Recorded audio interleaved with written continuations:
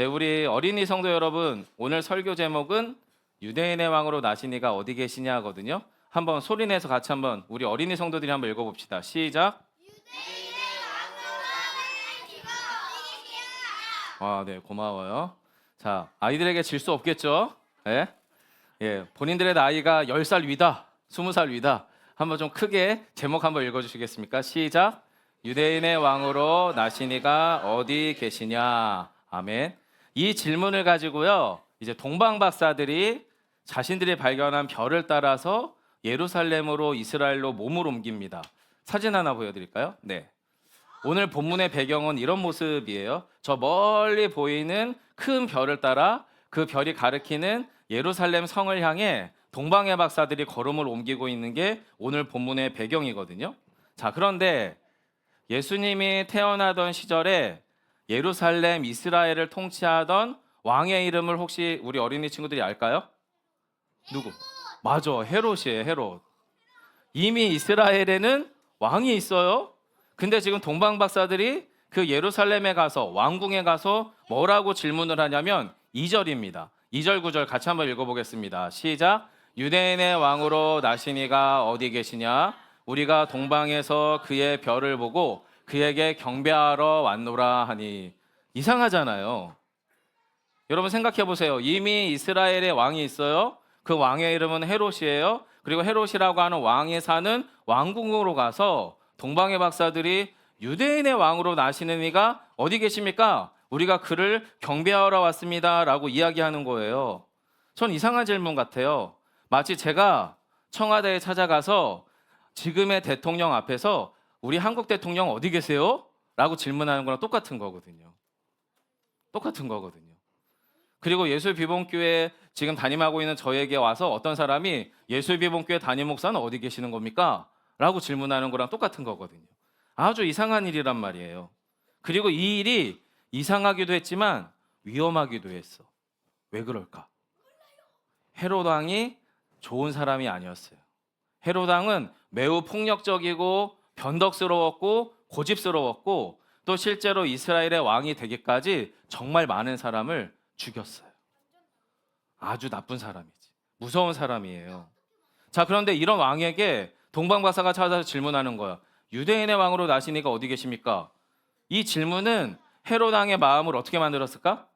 불편하게 만들었지. 불안하게 만듭니다. 그리고 화나게 만들고, 그리고 무언가 내가 해야 될 것 같은 마음을 불러일으키는데 좋은 일을 할 것 같지는 않아. 내가 지금 이스라엘의 왕인데, 내가 지금 유대인들을 통치하고 있는데 그런 나에게 찾아와서 유대인의 왕이 어디서 나시냐라고 질문한다? 이거는 헤롯 왕 입장에서는 좋은 일을 하게 만드는 질문이 아닌 거죠. 뭔가 매우 불안하고 폭력적인 사람이 자신이 다스리는 이스라엘의 예루살렘 왕궁에 와서 동방 박사들이 그 질문을 하는 것은 매우 불편한 일입니다. 자, 그런데 성도 여러분, 이 질문을 우리가 오해한 건데요. 다시 한번 읽어보시면 사실 동방 박사들은 지금 이스라엘의 왕이 누굽니까를 질문하지 않았어요. 그렇죠? 지금 대한민국의 대통령이 누굽니까를 질문한 게 아니에요. 유대인의 왕으로 나시는 분이 어디 계십니까? 라는 질문이었어요. 즉 동방 박사들의 질문은 유대인의 왕으로 오신다고 알려진 그분, 성경의 오랜 예언을 통해 우리에게 찾아오실 유대인으로 출생하실 그 왕은 도대체 지금 어디 계시는 거죠? 우리가 큰 별을 따라 왔는데 그 예언대로 그분이 오신 것 같은데 그분이 지금 어디 계십니까? 라는 질문인 거예요. 성도 여러분, 동방 박사는 별을 연구하는 사람입니다. 별을 밤마다 정말 반짝반짝 빛나는 별들을 보면서 저 별은 어떻게 움직이는 거지? 이 별이 이렇게 크고 빛나는 이유는 뭐지? 그런 별을 연구하고 관찰하는 사람이고 그 별을 따라서 신비한 고대 예언을 따라 예언을 하는 사람들이었어요. 자, 그런데 그런 동방 박사들 앞에 엄청나게 큰 별이 어느 정도 컸을까? 그거보다 더 컸을 것 같은데? 아마 이 예배실보다도 어마어마하게 커서 정말 사람이 쳐다볼 수도 없는 큰 별이었던 것 같아요. 그래서 그 큰 별이 찾아온 거예요. 그래서 그 별을 관찰하는데 때마침 그 별이 어떻게 해요? 움직여요. 이상한 일이죠. 보통 별은 알려진 바로는 제자리에서 빛날 뿐이라고 알려져 있는데 이 별이 이동하는 거예요. 그래서 그 별을 따라 동방박사들이 지금 어떻게 해요? 어떻게 물어 와가지고 찾아 와가지고 더 이제는 예루살렘까지 오게 된 겁니다. 자, 그래서 유대인의 왕으로 나신 분이라고 하는 표현은 동방의 박사들이 성경의 예언을 들었거나 그 예언과 그 의미가 뭔지를 연구하는 사람이라는 말을 의미하는 거예요. 그리고 성경에서는 예수님에 대해서 참 많은 예언들이 등장을 합니다. 너무 많은데 그중에서 우리 어린이 친구들이 떠들지 않고 같이 본문을 통해 예수님의 예언을 읽을 만한 거 세 구절을 준비했거든요. 자, 이제부터는 우리 사랑하는 아들도 조용히 본문을 한번 읽어볼 건데요. 민수기 24장으로 한번 가보겠습니다. 자, 우리 성도 여러분 같이 읽어주세요. 시작.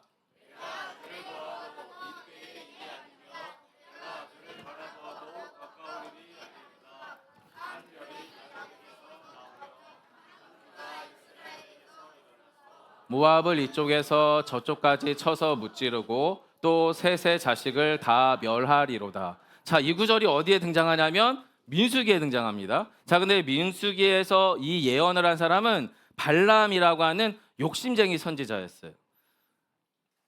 부끄러운 이야기지만 목사님이라고 해서 장로님이라고 해서 교회를 다닌다고 해서 꼭 다 좋은 사람일 수는 없더라고. 이 시대에도 여러분 하나님의 예언을 하는 사람 중에 욕심쟁이 선지자가 있었어요. 그게 바로 이 발람이라는 선지자인데 이 발람이라는 선지자가 원래는 좋은 예언을 하고 싶지 않았어요. 원래는 발락이라고 하는 모압 왕의 도움을 받아서 돈을 받고 나서 이스라엘을 저주하는 예언을 부탁받았거든. 돈 받고 부탁받은 게 그거예요. 그래서 이제 저주의 예언을 막 하려고 뭔가 하고 있는데 갑자기 그의 입에서 터져나온 예언이 뭐냐면 바로 이 얘기예요. 한 별이 야곱에서부터 이스라엘 중에서 나올 건데 또 한 개의 왕의 지팡이 한 규가 이스라엘에서 일어나 가지고 모압을 무찌르고 셋의 자식을 다 멸할 것입니다 라는 예언을 누가 했냐면 바로 발람 선지자가 있는데 이 예언은요 예수님이 태어나기 1400년 전에 일어난 예언이었어요. 또 한 구절 한번 볼까요? 자, 아주 유명한 선지자입니다. 이사야 선지자. 우리 어린이 성도들도 읽을 수 있죠? 같이 읽겠습니다. 시작. 그러므로 주께서 친히 징조를 너희에게 주실 것이라. 보라, 처녀가 잉태하여 아들을 낳을 것이요 그의 이름을 임마누엘이라 하리라. 아멘. 이 이사야 선지자는 예수님이 태어나기 전 자그마치 730년 전에 이 예언을 했어요. 자, 이사야랑 비슷한 시기에 활동하던 또 한 명의 선지자, 엄청 유명한 선지자인데, 자, 미가 선지자의 이야기를 한번 보겠습니다. 베들레헴이라는 지명이 등장합니다. 시작. 베들레헴 에브라다야, 너는 유다 족속 중에 작을지라도 이스라엘을 다스릴 자가 내게서 내게로 나올 것이라. 그의 근본은 상고의 영원에 있느니라. 아멘.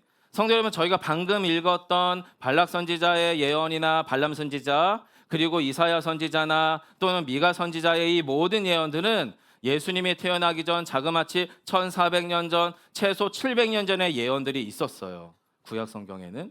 자, 그런데 만약에 동방의 박사들이 이 성경의 예언들을 알고 들었고 연구하는 사람인데 이 사람들이 때마침 별도 연구하는데 무언가 특별한 어떤 큰 별을 만나게 됐다. 근데 이 별이 움직인다. 그리고 이 별을 따라 자신들이 가고 싶어지는 일이 일어나는 거죠. 동방의 박사들은 성경의 예언을 알고 연구했었을 것 같아요. 그리고 하늘의 별의 변화를 끊임없이 살피는 사람이죠. 그런데 하늘에서 매우 특별한 큰 별을 발견했어요. 그럼 그런 사람들이 어떤 생각이 들까요? 아마도 유대인의 왕으로 나시는 그분이 매우 특별한 존재일 수 있겠구나라는 생각이 들 수 있을 것 같아요. 그리고 그 별을 따라서 나도 그분을 따라 만날 수 있지 않을까? 그래서 나도 매우 특별한 선물을 가지고 그분을 만나면 경배해야겠다라는 마음으로 그 별을 따라가게 됩니다. 성도 여러분, 우리 어린이 성도 여러분, 동방 박사들이 경배한다라는 단어를 썼잖아요. 유대인의 왕으로 나시는 분이 어디 계십니까? 우리가 그분을 경배하러 왔습니다라는 거예요. 자, 이 경배라고 하는 말이 어떤 의미일까요? 경배는 아무한테나 하는 게 아니에요. 여러분은 명절에 세배라고 하는 거 하죠? 자, 세배를 동생한테 하나요? 조상님. 그치. 살아계신 조상님한테 하겠지?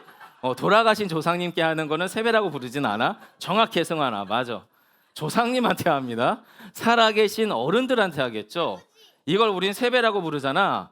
경배라고 하는 건 뭐예요? 경배는 조상님보다 더 크고 더 위대한 왕이나 또는 왕을 넘어서 우리를 직접 창조하고 구원하실 하나님에게 하는 게 경배입니다. 즉 왕이나 신에게 사람들이 보일 수 있는 최대한의 겸손한 표현이 바로 경배죠. 경배. 즉 위대하신 그분에게 당신에게 저는 존경심을 가지고 있습니다. 저는 당신에게 경외심을 느낍니다. 그래서 저는 기꺼이 나의 존경과 그리고 나의 복종과 숭배의 마음으로 당신께 절하겠습니다. 라고 하는 게 경배거든요. 자, 사랑하는 성도 여러분, 유대인의 왕으로 나시는 분이 어디 계시냐? 우리가 그에게 경배하러 왔다라고 하는 그 쩌렁쩌렁 울림이 지금 유대인들의 입에서 나오지 않습니다. 유대인의 왕으로 나실 분을 찾는데 유대인의 입에서 나오는 게 아니라 동방의 박사라고 하는 어쩌면 예수님하고 하나님과 전혀 상관없을 것 같은 이방인, 이교도의 입에서 지금 유대인의 왕궁 중에서 터져나오는 질문이에요. 유대인의 왕으로 나시는 분이 어디 계시냐라는 거죠. 이 울림이 이방인의 울림 속에서 유대인의 왕궁에 쩌렁쩌렁 울리고 있습니다. 자, 그러면 동방박사들이 질문하잖아요. 유대인의 왕으로 나시는 분이 어디 계시냐? 이 질문을 했는데 이걸 왕궁에서 했어요. 근데 왕궁에 예수님이 계셔요, 안 계셔요? 안 계셔요. 유대인의 왕으로 오시는 분이 왕궁에 안 계시는 거예요. 그리고 실제로는 그 왕궁에도 없을 뿐더러 눈앞에 있는 헤롯 왕은 유대인의 왕으로 난 사람이 아니죠. 원래는 이방 사람입니다. 근데 힘과 무력과 그리고 아주 계략을 가지고 스스로 이스라엘의 왕이 된 사람입니다. 왕궁에는요, 유대인의 왕으로 난 왕이 없어요. 다른 왕이 있네요. 헤롯 왕이. 왕궁에는요, 유대인의 왕으로 나신 분에 대해서 관심 있는 사람들이 없어요. 눈앞에 있는 헤롯 왕에게 그 마음에 잘 들어서 내가 어떻게 잘 살아볼까, 내가 어떻게 승진할까, 내가 어떻게 성공할까 하면서 헤롯에게 잘 보이고 싶은 어른들만 가득한 곳이 바로 왕궁이었어요. 뿐만 아니라 예루살렘 내에서도 유대인의 왕으로 나실 분이 언제, 어떻게, 어디에서 올지 애시당초 듣긴 들었어도 관심이 없는 사람들이 예루살렘에 가득 있었어요. 그들은 유대인의 왕으로 나시는 분이 누구신지, 어떤 분인지, 어떤 일을 하실지, 어떻게 우리에게 찾아오실지 관심이 없어요. 그럼 관심이 없으면 뭐도 없을까요? 기대도 없어요. 기대도 없고 관심도 없으면 믿음도 소망도 어렵죠. 어려워요. 그래서 성경은 뭐라고 얘기하냐면 왕궁에서 동방박사들이 유대인의 왕으로 나시는 분이 어디 계십니까? 라는 질문을 던져버리자 성경은 뭐라고 기록하냐면 헤롯 왕과 온 예루살렘이 소동했다라고 얘기해요. 여러분, 여기서 소동이라고 하는 게 뭘까요? 우리 어린이 친구들의 설교 시간이 조금 지루하고 기니까 자잘자잘하게 떠드는 게 소동일까요? 아닙니다. 아닙니다. 여기서 소동은 조금만 잘못하면 터져버려서 옆에 있는 사람들도 막 망가뜨리고 죽이고 싸울 것 같은 매우 위급한 상황이에요. 맞아, 전쟁 같은 상황이야. 전쟁이 터지기 직전의 상황 같은 상황이 바로 이 소동이라는 거예요. 왜 소동했을까요? 헤롯 왕이. 왜 소동하고 싶을까? 불안하지. 내가 왕인데, 내가 유대인의 왕인데 지금 유대인의 왕으로 나신 사람이 어디냐고 질문하면 이 질문에 대답은 해야 될 것 같고 어떻게 대답해야 될지 모르죠. 왜냐하면 잘못 대답하면 내가 내 왕권을 뺏기는데 대답할 수가 없는 거죠. 불안한 거죠. 나의 왕권이 흔들리고 뺏길까 봐 두려운 거죠. 그런 두려움과 공포감이 찾아오는 거예요. 그리고 헤롯은 앞서 말씀드린 것처럼 자신이 그런 왕으로서 유대인의 왕으로 나신 분이 어디 계신지 대답할 마음이 없는 왕이었어요. 그리고 이런 헤롯이 다스리고 있는 예루살렘도 사람들이 걱정하는 거예요. 야, 헤롯이 다시 칼을 빼면 어떡해? 이 사람 예전에도 한번 잔인하게 여러 사람 죽여나가더니 이번에도 이 예루살렘 성내에 피바람이 불면 어떡해? 우리가 다시 이런 비극적인 학살과 사회적 혼란으로 빠져들어야 돼? 그거 너무 싫은데? 이런 소동이었습니다. 자, 성도 여러분, 유대인의 왕으로 나시는 분이 어디 계시냐라고 하는 이 오랜 예언의 응답은 예루살렘 왕궁에 없었습니다. 어디에 있었을까요? 예루살렘 왕궁도 아니었고요. 예루살렘 성내에 있는 유대인들 안에서도 아니었어요. 전혀 예상하지도 못했던 이교도의 입에서부터 흘러나온 말입니다. 예수 탄생과는 전혀 상관이 없는 곳에서 일어났습니다. 결국에 유대인의 왕으로 나신 이가 어디 있느냐라고 하는 외침은 오늘 저와 여러분의 삶의 현장에도 동일하게 울리는 질문입니다. 왜 그렇죠? 우리 마음에 하나님 없을 때 많거든요. 우리 안에 예수가 주시는 평안과 소망과 기쁨을 빼앗길 때가 많거든요. 우리의 가정에, 우리의 교회에, 우리의 이웃에, 우리의 삶의 현장 안에 수많은 아까 정 목사님 말씀하신 것처럼 전쟁의 소식들은 들려와도 평화와 사랑과 기쁨의 소식이 들려오는 경우는 훨씬 적거든요. 진짜 우리 안에 참 평안을 정하실 유대인의 왕으로 나실 분이 임해야 될 그곳에 왕이 없는 거죠. 왜 그럴까요? 우리는 우리의 익숙한 관성대로 살아갑니다. 삶의 습관과 방식대로 살아갑니다. 그러면 여러분 어떤 일이 일어나죠? 아기로우신 예수님, 아기로우신 하나님이신 예수님의 탄생 소식에 기뻐할 수 있는 힘을 빼앗깁니다. 왜요? 너무 바쁘니까, 너무 힘드니까, 너무 혼란스러우니까, 너무 외로우니까, 너무 내 문제들이 하나하나 제대로 해결되지 않으니까 성경의 예언대로 아기 예수님이 오셨대요 라고 하는 이 소식이 기쁘지가 않아요. 소망이 일어나지가 않아요. 그것이 나에게 즐거움이 되지 않아요. 오히려 나의 마음을 채워가는 것은 나의 불만족이고 나의 실패고 나의 욕심과 내 욕심대로 되지 않는 결핍이 우리 안을 더 꽉꽉 채워가는 거죠. 그리고 그 상황 속에서 조금 더 문제가 해결되면 웃고 조금 더 상황이 나빠지면 울고 그러면서 우리 안에서 끊임없이 아기 예수로 오신 기쁨의 소식에 반응할 수 있는 힘을 어떻게 해요? 잃어버리게 돼요. 소망합니다, 성도 여러분. 동방박사들의 외침 속에서 우리가 잃어버렸던 성탄의 기쁨, 소망, 즐거움이 회복되시기를 소망합니다. 특별히 행복조는 이제 일어나셔서 준비하시면 됩니다. 네. 여러분은 절 보셔야 돼요. 네, 무엇을 기대하든 깜짝 놀라실 거니까 편안하게 일어나셔서 준비하세요. 자, 9절로 12절을 한번 보겠습니다. 자, 이미지 하나 보여주실래요? 오늘 본문의 이미지의 결론 부분. 자, 여러분 이거 누가 만들었을까요? 한규성 목사님? 어떻게 알았어? 맞아요, AI가 만들었어요. 요 성경 구절을 이미지화 했더니 저 위에 지붕 꼭대기가 천사고요. 그리고 저 위에 반짝반짝 큰 별이 있고요. 그리고 저 목사님, 제 기준에서 오른쪽, 여러분 쪽에서 왼쪽에 동방박사들이 있고요. 그리고 반대쪽엔 누가 있을까요? 목자들이 있어요. 25일 날 함께 나눌 목자들이 등장을 해요. 그리고 여기가 말과 염소, 소가 먹고 자는 마구간 같은 곳에 바로 말의 먹이를 담아두는 구유라고 하는 밥통에 아기 예수가 눕혀져 있어요. 이게 오늘 본문의 구절들이거든요. 자, 이걸 여러분 성경은 어떻게 묘사하는지 9절부터 한번 읽어보겠습니다. 9절로 12절 우리 어린이 성도들도 같이 읽어주세요. 시작. 박사들이 왕의 말을 듣고 갔세 동방에서 보던 그 별이 문득 앞서 인도하여 가다가 아기 있는 곳에 머물러 서 있는지라 그들이 별을 보고 매우 크게 기뻐하더라. 집에 들어가 아기와 그의 어머니 마리아가 함께 있는 것을 보고 엎드려 아기께 경배하고 보배합을 열어 황금과 유향과 모략을 예물로 드리니라. 아멘. 12절 한 절 더 읽을까요? 시작. 그들은 꿈에 헤롯에게로 돌아가지 말라 지시하심을 받아 다른 길로 고국에 돌아가니라. 아멘. 성도 여러분, 동방박사들은 왕궁에서 아기 예수를 발견할 수가 없었어요. 아기 예수는 어떻게 발견할까요? 왕궁에서 빠져나오기 시작하자, 다시 큰 별이 자신들의 눈에 들어오기 시작하자 이 동방박사들은 아기 예수를 찾아갈 수가 있었어요.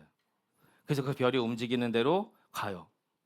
대도시로 가야 될 줄 알았는데 그 별이 어디로 가냐면 아주 작은 마을 베들레헴으로 가요.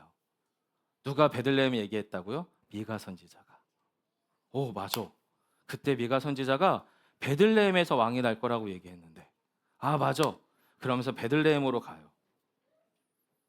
동방박사들은 왕궁에서 아기 예수를 발견할 수 없었어요. 하지만 포기하지 않았습니다. 그리고 위험을 무릅쓰고 왕궁 한복판에서 소리 질렀어요. 그래서 헤롯 왕과 온 예루살렘이 시끌벅적 흔들어져 버렸죠. 어떻게 외쳤죠? 유대인의 왕으로 나시는 분이 어디 계십니까? 우리가 경배할 겁니다 라고 말하면 사실 이건 헤롯 왕에서 저 죽여주십시오 라고 하는 이야기잖아요. 근데 두려워하지 않았어요. 좌절하지 않았어요. 그리고 그 안에서 빠져나온 채, 그리고 이 헤롯 왕이 그래? 그럼 당신들이 찾아봐. 당신들이 찾으면 나한테 알려줘. 그럼 나도 경배할게 라고 말을 해놓고 그 아기를 암살할 계획을 짜고 있었던 헤롯의 손에서 빠져나오자 큰 별을 만나고 베들레헴에 가서 그 아기 예수를 만나게 됩니다. 여러분, 동방박사들은 포기하지 않았습니다. 움츠러들지 않았습니다. 닭이 아기 예수를 향해 움직이기 시작했습니다. 움직이기 시작했어요. 여러분, 이 동방박사들이 그렇게 계속 움직일 수 있었던 이유가 뭘까요?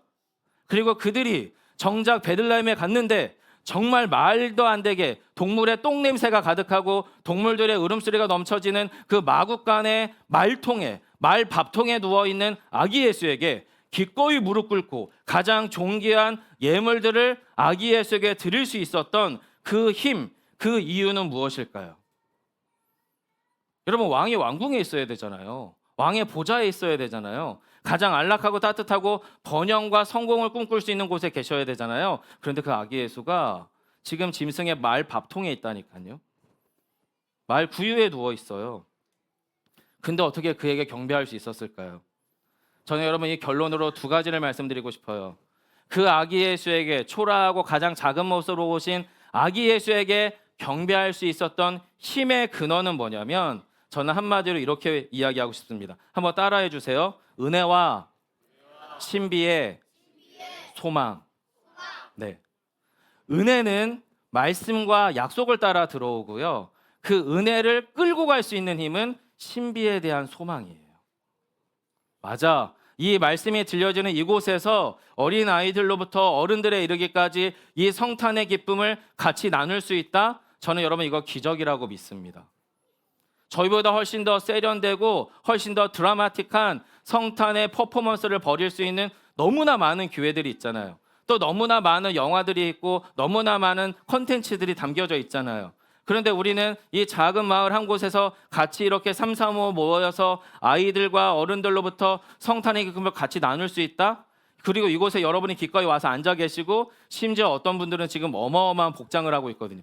뒤돌아보지 마세요. 절 보세요. 나중에 봐야 기뻐져요. 네. 이게 어떻게 가능하죠? 이게 신비야. 맞아. 행복이고 신비죠. 하나님의 은혜가 우리 안에 젖어들어야만, 이 말씀이 말씀으로 내 안에 믿어져야만, 하나님의 말씀의 약속이 내 안에 스며들어야만 그 은혜 안에서 이 신비한 이 작은 변화와 감동들을 소망하게 돼요. 전 동방박사들이 그랬을 것 같습니다. 성도 여러분. 아, 맞아. 말씀이 그렇게 얘기했는데 진짜 별이 나타났어. 그 별을 따라 왕궁에 가서 소리 질렀지만 사람들은 다 냉담하거나 교묘하게 은밀하게 자신들의 입속을 챙겨 먹고 있었는데 다시 별이 나타났어. 그 별을 따라 베들레헴에서 그 작은 마을에 머물렀는데 이곳에 아기가 계시네. 맞아, 이분이 우리를 구원하실 우리의 구주 되신 그분이신가 봐. 그리고 그 마음 안에 어떻게 해요? 두 번째 결론인데요. 한번 따라해 주실래요? 약속에 대한 믿음. 아기에게 경배할 수 있는 이유는 그 왕이 지금, 그 아기가 엄청 위대해서 아주 엄청난 에너지를 뿜어내면서 그 안에 찬란한 빛이 비추기 때문이 아니에요. 지금 아기 예수로 오신 그분은 지금 가장 초라하고요, 가장 냄새나고요, 가장 별 볼 일 없는 모습이거든요. 그 모습을 가지고는 경배할 수가 없어요. 그 모습을 봐가지고는 기대할 수가 없어요. 그럼 그 동방박사들이 기꺼이 그 보배로운 그 정말로 귀한 예물들을 아기 예수에게 내어드릴 수 있는 유일한 힘은 은혜와 신비의 소망을 따라 만난 아기 예수 가운데에서 그 약속을 믿는 믿음 때문에 그 예물을 내어드리게 됐어요. 말씀을 맺겠습니다. 지난주일 저희는 부활신앙에 관한 얘기를 했잖아요. 사람이 어떻게 다시 살아? 어떻게 사람이 다시 죽었다가 되살아나? 말도 안 되는 이야기지 라고 하는 세상 속에서 기독교인들만이 유일하게 다시 살아나실 예수 그리스도를 따라 우리도 부활할 것을 믿거든요. 근데 이 부활신앙이 어려워요. 왜 그러냐면 말씀 잘 듣고 기도 조금 되고 은혜도 체험할 때는 이 부활신앙이 진짜 같아. 그래서 우리가 우리의 믿음이 꽤 괜찮아 보여요. 소망에 부활의 확신이 넘쳐나죠. 그런데 문제는 뭐예요? 실패할 때, 안 될 때, 깨어질 때, 고통스러울 때, 외로울 때, 이때는 이 부활이 너무 멀리 도망가 버리는 거예요. 먼 이야기예요. 우리는 그 사이에서 부활의 확신과 부활의 소망 사이를 왔다 갔다 하죠. 왔다 갔다. 그리고 이 큰 간극을 무엇이 메꾼다고요? 예수 그리스도를 향한 사랑.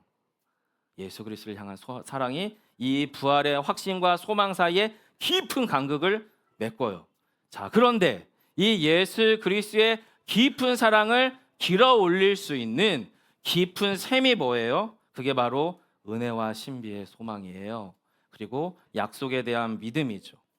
사랑하는 성도 여러분, 저희가 오늘 이 자리에서 아기 예수께 무릎 꿇고 찬양과 경배를 올려드릴 수 있는 힘이 회복되기를 축원합니다.